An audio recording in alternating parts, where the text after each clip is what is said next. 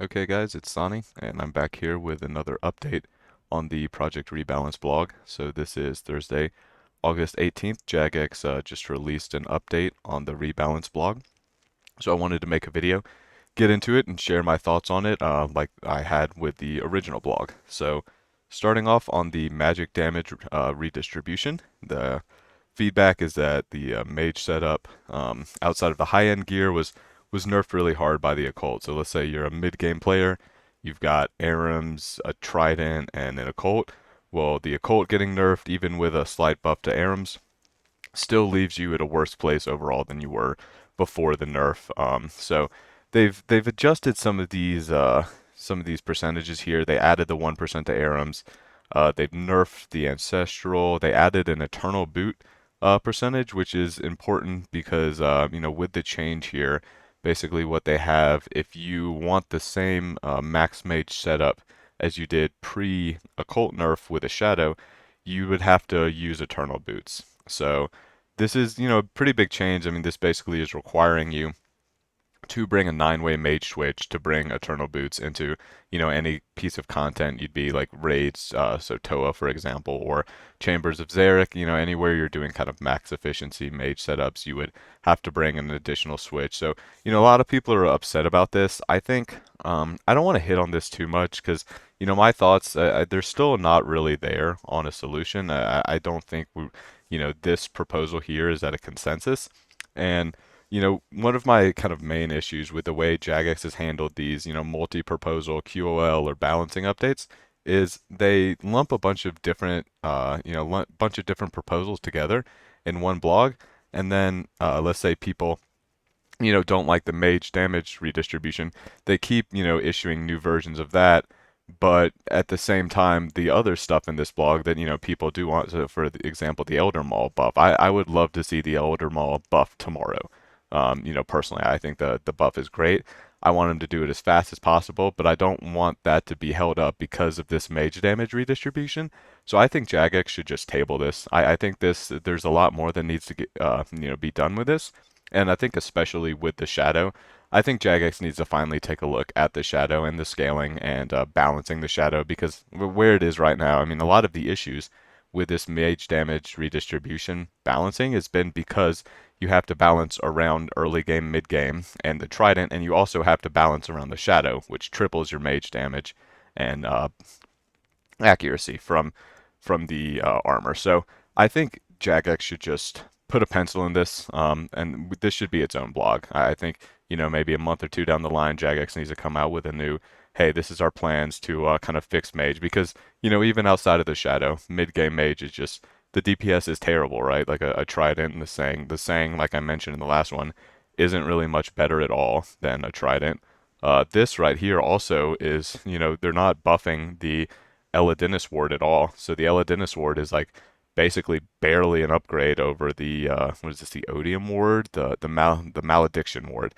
So they're adding 2% to the Malediction ward. So now the raids item that also uses Ancestral is getting pretty much no buff. So I think they need to do this on its own. I think this needs to be its own issue, and they need to remove this from their proposed changes.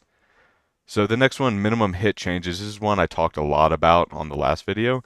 So what they've done, originally they proposed removing zeros when you roll a hit, and then in the last blog they issued concerns about, well, that would be a buff to existing equipment. It'd be like a 3.5% buff to the scythe.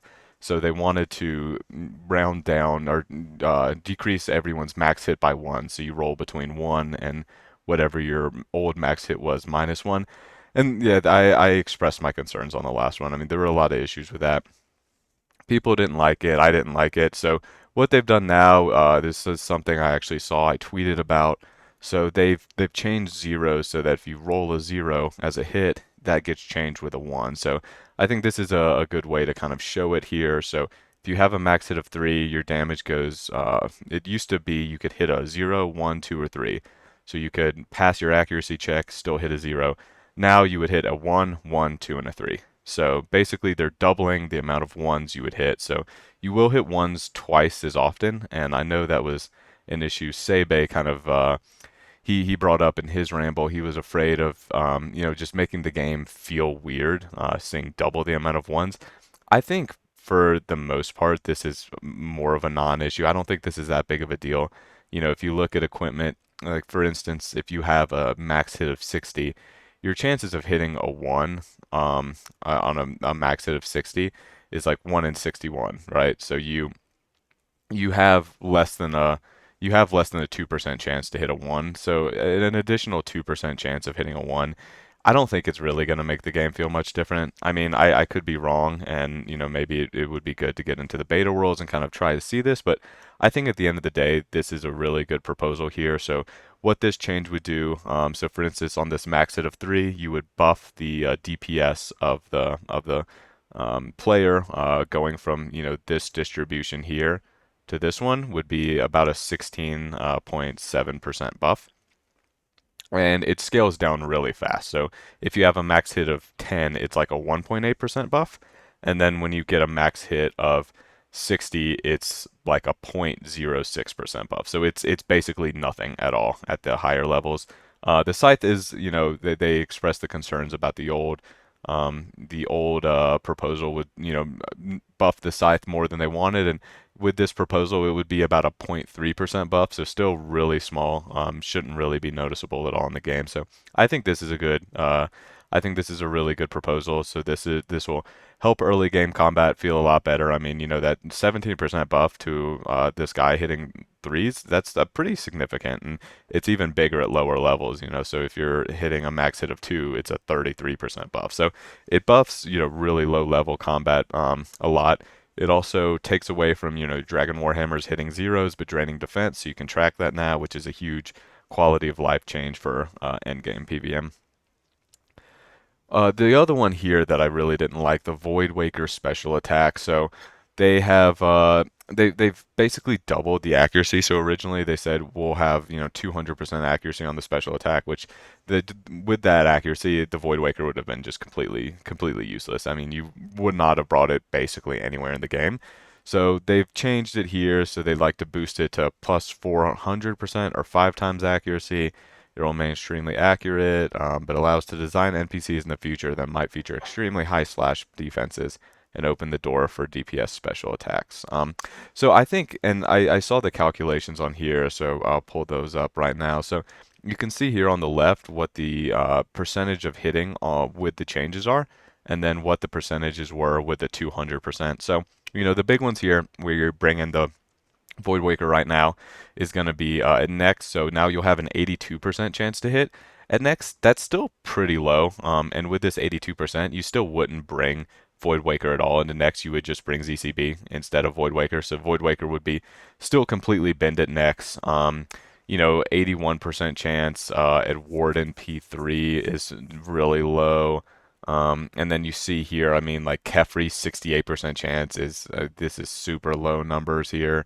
The Baba, even on a level 500 Baba, an 80% chance is, still pretty low. So it's still not really good, even with the changes here.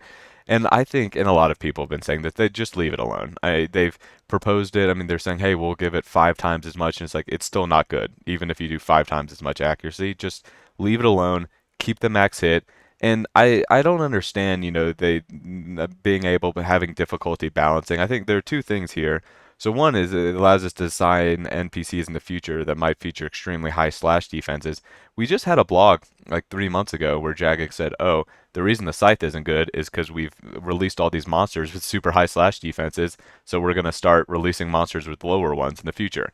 But now they're saying, "Oh, we want bosses with like omega slash defense." That we saw that with DT2 when Duke came out, when Vardorvis came out. If you don't hit your BGSs on Duke, or you don't have a scythe, especially after the Fang nerf, it feels terrible. I mean, you're hitting zeros all the time. Super high slash defense. No one wants.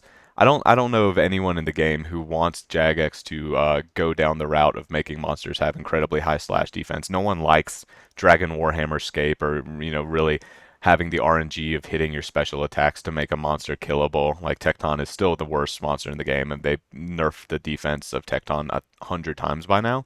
So this is just number one. They should never do this. They should never make a monster with an extremely high slash defense, unless for some reason you want a monster that you just will never melee.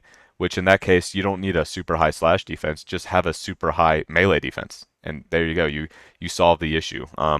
But then another easy way to balance it. So first of all, other melee special attacks like stab or crush, just have a crush version of claws. So if you have a crush version of claws that does the exact same thing, any monster that's any monster that's strong to slash and weak to crush, you could just use those the crush claws on them. So I mean that's a way to balance it. Like claws right now have a place in the game, even with Void Waker, they're still super useful. And then also, Void Waker is a magic-based melee attack. Just make the monster take, either be immune to magic, so your Void Waker just doesn't work if they want you to, use these melee styles on the special attacks. Just make it immune to magic, or if they want you to, mage it, then just make it immune to magic special attacks, or 50% less mage damage or something. There's plenty of ways they can balance. I think this is a super just cop out. Explanation from Jagex. They're just not being creative. There's a ton of ways they could balance around the Void Waker while leaving the Void Waker as is. So the next one here, and this is the one that's probably the biggest right now that I'm seeing like on Twitter and just on feedback of people really disliking on the Nightmare drop table. So they have proposed to roll out dupe protection to Inquisitor pieces only from the Nightmare. So basically what this means is that if you roll a armor set, you'll go in order. So you'll get the legs and then the body and then the helmet and then it'll reset. So you can never get two helmets in a row. They do this for Perilous Moons actually. It's why Perilous Moons is way quicker to complete the log than Barrows, because at Barrows you might have one piece of Barrows armor that you're hunting for, and it might take you 100 different items until you finally get that one piece. They're trying to do the same thing here.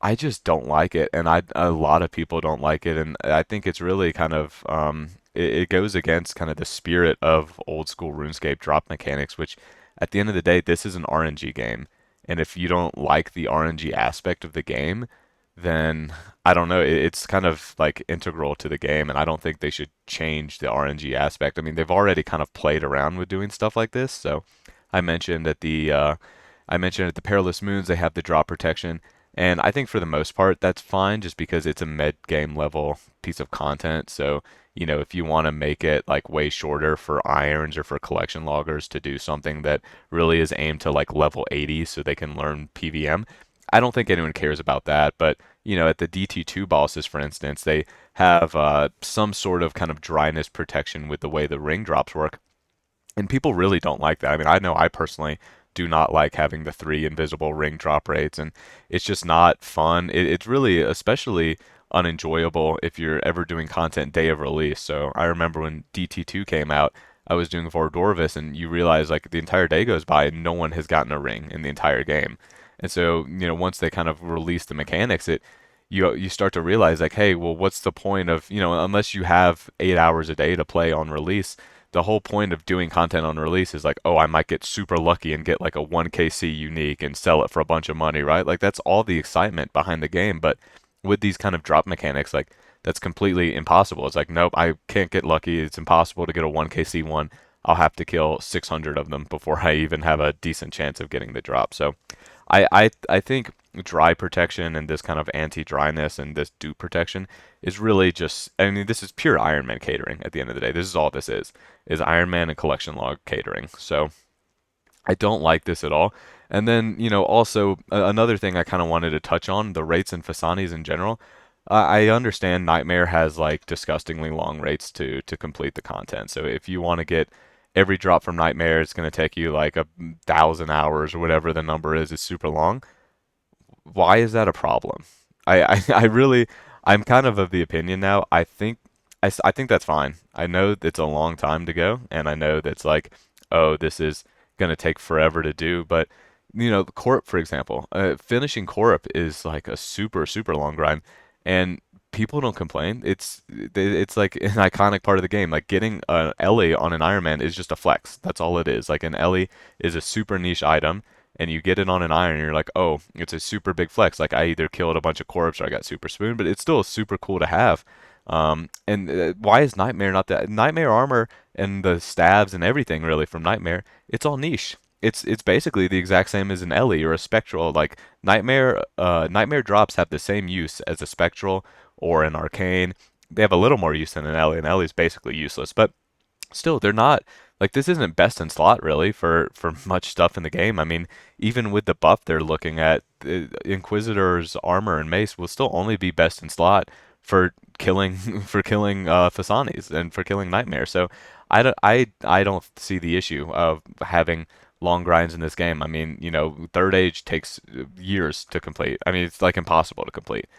Gilded years to complete. It's useless. Gilded Third Age are useless. They're just flexes. So why do we need? I just don't understand why we can't have things take a long time in the game. And I had this opinion too with Jar of Darkness. This was actually I kind of had an issue with that. Jar of Darkness, the rate used to be it was one of the rarest items in the game as far as time to get, and they changed the drop rate for it. I honestly, it's a jar. It's completely useless. I just didn't see the point. It's nothing other than catering to cloggers and Ironmen, and you know, I don't think that's the direction the game should go in.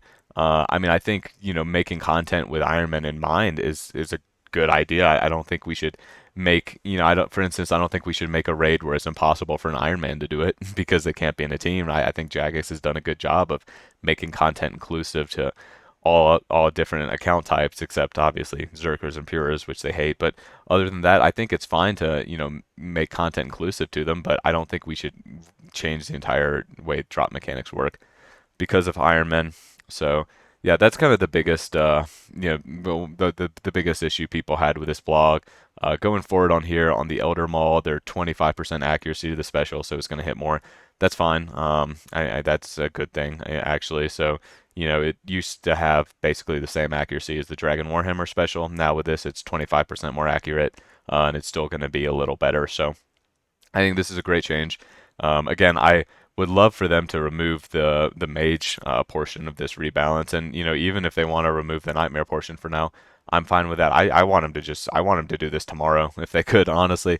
I know Game Jam's coming up, so it's kind of makes me a little disappointed because I'm afraid we won't see this for a long time. But I would love for this to happen because this is going to be just make everything feel better. Like Tob being able to have a 25% spec accuracy, Chambers increased spec. I mean, every place you use a Dragon Warhammer is just going to get a huge quality of life boost, and it's going to feel a million times better. So I really want them to do this, sooner rather than later. Path of Atmakin here. So I brought this up. They didn't really mention anything on the baboon shamans and cursed baboons.